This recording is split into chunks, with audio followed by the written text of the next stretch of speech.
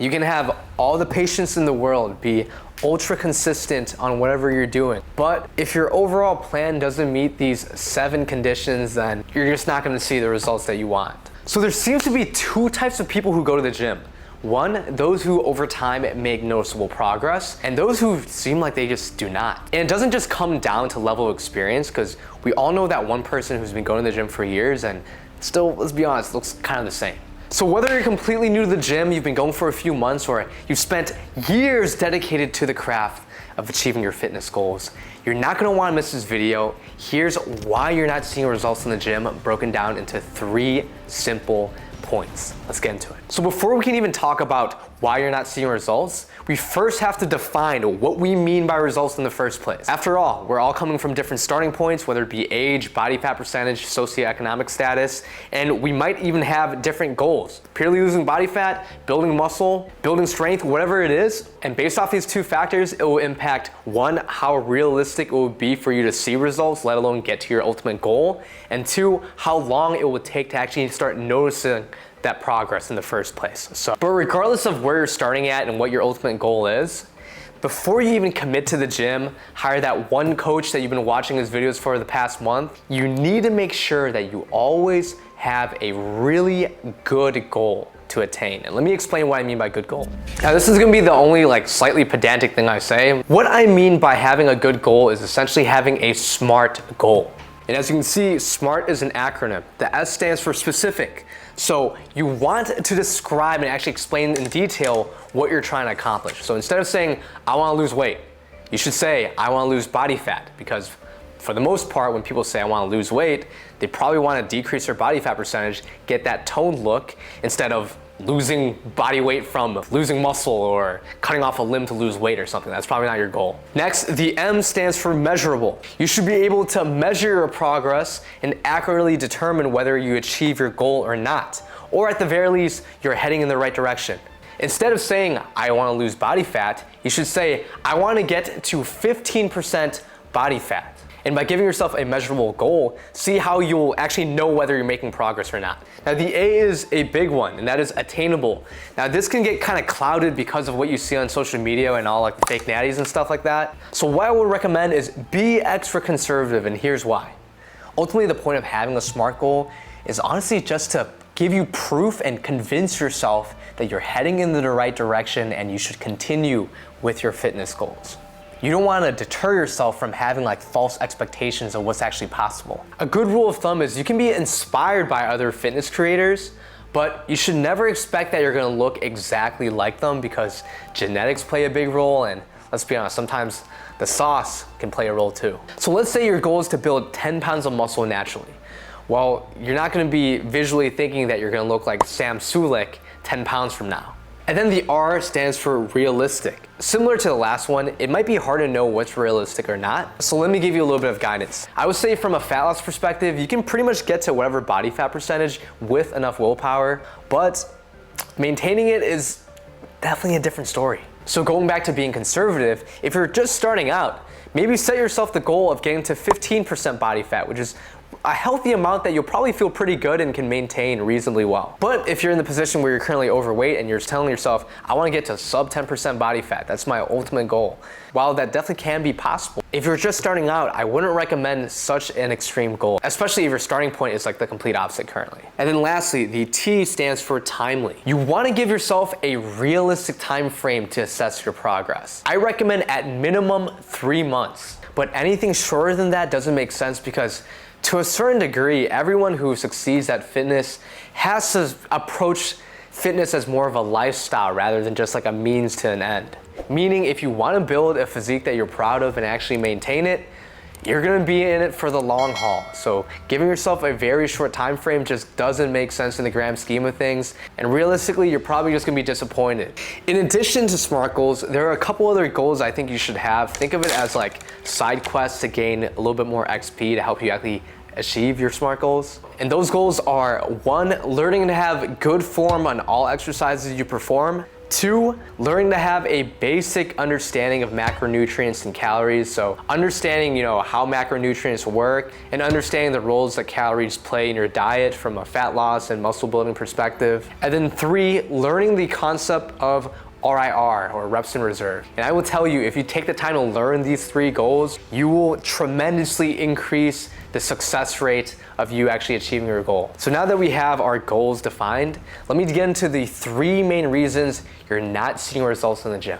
So first off, number 1 is that you're not patient enough. A little bit of a curveball, but I've seen way too many people with pretty good potential simply drop out early just because they're just not patient enough. They don't got that discipline. They're ultimately just too short-sighted. Like I mentioned, you should be looking at minimum a quarterly time frame when assessing your progress. When I started out, I was super skinny. So my goal was to build muscle and get faster for track and field, which if you guys understand, building muscle is a longer, more tedious process than losing body fat. So what I did is I literally told myself that I should not expect any results for an entire year. I did not expect anything. I'm like, okay, I'm not gonna make any progress, but I'm just gonna be consistent for a year and see what happens. At the very least, I recommend committing 3 months expecting no progress. Just instead focus on learning, slowly educating yourself, slowly finding a way to be consistent with training. And that way, at the end of this 3 months, you might surprise yourself when you actually see a little bit of progress, either from fat loss, or maybe the strength on your lifts are going up, or maybe, just maybe, a little bit of some muscle build. And 3 months is just the minimum. But if you burn the ships, commit to an entire year, if spend that year focusing on being consistent, focusing on educating yourself, not really caring about the results, then I promise you that is gonna be a surefire way for you to eventually start seeing results. It's kind of ironic. It's when you don't expect it, you actually start seeing results because you're focusing on the right things instead of being frustrated and just being all moody. Plus, with 1 year of consistent training, you give yourself a lot of time to experiment with different workout splits, different exercises, maybe even kind of mess around with nutrition a little bit. And if you're working with a coach, it puts pressure off of you following a very strict routine, which inherently what makes it harder for you to stick to, and you give yourself that long time span, it's just gonna be a lot easier to follow. After all, let's say your goal is to lose 20 pounds of fat, that's definitely gonna be harder to do in 3 months compared to an entire year. Number 2 is you're not being consistent enough. Now, overall, there are 3 main things you need to be consistent with when it comes to fitness. 1, workouts. 2, nutrition. And 3, recovery. And usually something's a little lacking in one or multiple areas, resulting in subpar results. And it goes deeper than just showing up, right? Let's say you're working out, but you're not pushing yourself hard enough. Or maybe most of the time you get 8 hours of sleep, but you've been finding recently that you're taking caffeine later in the day and maybe the quality of your sleep isn't as good. And over time, these small little inconsistencies can add up. Now, here's my advice for consistency when you're just not motivated. Throw optimal out the window and focus more on doing stuff you actually enjoy, making it easier on yourself. And I'm not talking about go easier on yourself, don't train hard in the gym, because you kind of have to do that one. I'm talking more about the stuff more surrounding commitment. Don't overcommit and choose a number of workout days that you just can't handle given your schedule. So let's say you work a 9 to 5 with company happy hours roughly twice per week. You wouldn't want to be fuck that, I'm gonna go 6 days per week anyways. The way I see it, if you're in that situation, you can either work out in the morning up to 6 days per week, but have them be shorter workouts overall, or be able to work out in the evening for a little bit longer, but realistically going up to 4 times per week. Both of which can be solid choices. I wouldn't say 6 days is necessarily better than 4 days. Just choose the one that sounds better, that you feel you can commit to. Even if all you can commit to right now is 2 days per week, that's fine. Just commit to that. Don't try to do too much, right? Just make those 2 workouts per week really, really good. Put your heart and soul into it. And over time, once you start seeing results, it's gonna be fun doing that. Now, let's say you're fine with workouts, but if you struggle with diet and nutrition, which a lot of people do, perhaps it's better to take a more balanced approach.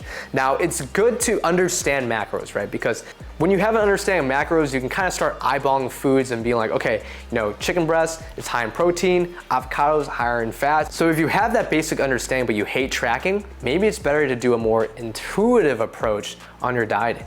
Super simple. If you're trying to cut, prioritize vegetables, fruits, the low calorically dense foods, so the voluminous foods that take up a lot of space. And if you're trying to bulk, don't just dirty bulk and eat whatever. Instead, try to prioritize protein And calorically dense foods that's not like refined, right? So I'm talking about like nuts, avocados, these are good examples. Also, let's be honest, we can't always cook, so know some healthy options when you're eating out. Either Chipotle, but avoid sour cream, cheese, and queso. Panda Express, get the brown rice, super greens, and chicken teriyaki. Mediterranean food, stick to chicken shawarma bowls and load up on greens. Sweet green can be a good option, chicken teriyaki. But ultimately, from a consistency standpoint, you need to find foods that you actually enjoy. I think that's kind of like the biggest point I'm trying to make. Now, when you're doing things intuitively, portion sizes matter a lot more.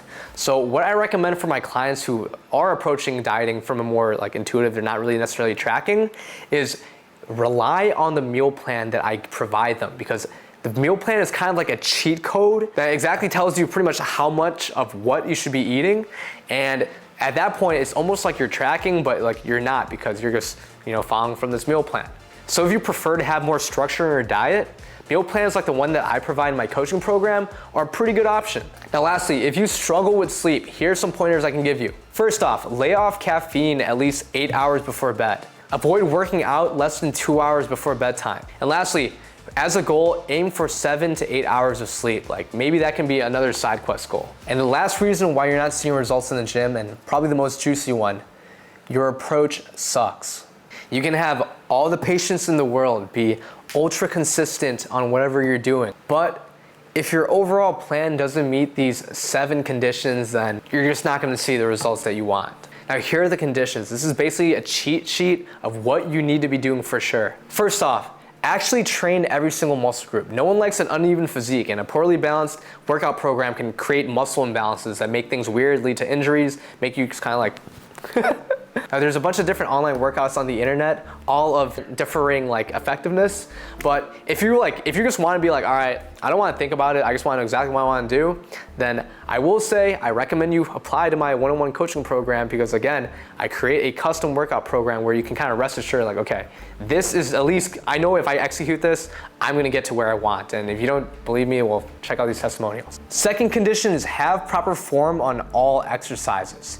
Now, this is obviously a work in progress when you're a complete beginner, which is why I recommend dedicate a full year before assessing results, because this condition will be one of the hardest to fulfill as a complete beginner. In some cases, after a year of training, there still might be some exercise where you're like, I still feel kind of weird, I don't know if I'm doing this right. But it goes without saying, having poor form on exercise can increase your risk of injury and pretty much hinder the effectiveness of the exercise on whatever target muscle you're training. The third condition is training close enough to failure. Earlier, I recommend that you familiarize yourself with the concept of RIR, which stands for reps in reserve. It's basically a way to actually measure how hard you're actually going, measure your effort level. And in general, consider a effective set to be one that trains within RIR 3. Number 4 is progressive overload, which is basically a fancy way of saying you're making things harder over time, either by adding weight, adding reps, increasing the tempo on the eccentric part of the lift, or even increasing your active range of motion. Ultimately, as you build more muscle, the weights, the reps you were using before aren't going to be as stimulative, right? It's not going to be as hard. So you have to increase the weight and try to kind of chase the effort level you were training at from the last session, even when you're stronger. So that usually means progressive overload and adding more weight, blah, blah, blah. And then on the other hand, if you're struggling with progression, maybe consider taking a deload week, taking more rest time off the whatever target muscle group you're struggling with. It could be as simple as staying hydrated during a workout, just drinking more water. Number 5 is adopt a high protein diet, characterized by consuming at least 0.8 grams of protein per pound of body weight. This will overall make dieting easier. Of all the macronutrients, protein is the most important from a muscle building standpoint, but also from a fat loss standpoint. Following a high protein diet will help you stay full longer. It has a satiating. Number 6 is understand calories in, calories out. If you're dieting, always remember that at the end of the day, the determining factor of why you're losing body fat or you're not comes down to whether you're in a caloric deficit or not. And a caloric deficit is simply when you eat less food than you actually burn. So just because your friend told you that they lost a ton of weight doing carnivore or keto, don't think that any of those diets have some sort of secret sauce. It's just they were able to maintain a caloric deficit by eating that way. But ultimately, the best approach is following a balanced diet of all different food groups and then maintaining that caloric deficit over time. And something that can help you maintain a caloric deficit. In fact, the best way to maintain a caloric deficit is not only through dieting, but a combination of dieting and increasing your activity level, aka cardio. With that said, HIIT cardio doesn't have like any caloric burn benefit or advantage over low intensity steady state cardio. Choose whichever form you personally prefer the most and just keep it at that. And then the 7th condition is make sure you're getting at least 7 hours of sleep. You can diet perfectly, you can progress on your exercises and be super consistent on your workouts, but if you're not getting enough sleep, which is actually when all the changes are occurring, you're just not gonna get the results that you want. And on top of that, lack of sleep has also been associated with increased appetite, so it'll probably make it harder for you to diet if you're not getting enough sleep. Also, you're more awake, so it's like you have more time to actually eat. The point is, yes, sleep is extremely important in the long term. Those are the reasons why you're not seeing results in the gym. If you've been training for a while and you're just not seeing the results that you expected, there is probably something in one of those points that I gave you that you're probably not doing, and that might be the reason why. So overall, don't be frustrated if you're not seeing the results that you want. Just take a stoic approach. Overall, you want to enjoy your fitness journey because you're going to be doing this for a long, long time.